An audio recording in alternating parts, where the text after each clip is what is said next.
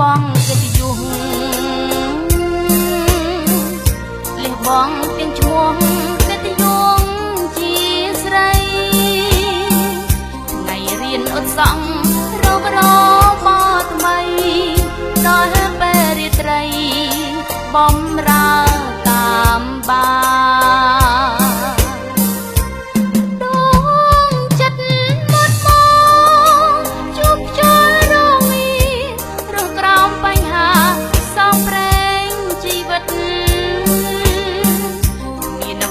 កំណត់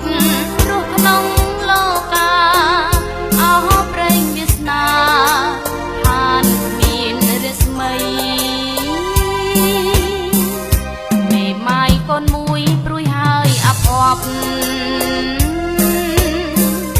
វាសនាបំពប់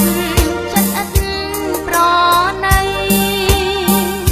គេមកទេតងណាក់នំសំដីថាវាសនាថ្មីស្រីគិតយ៉ាងណា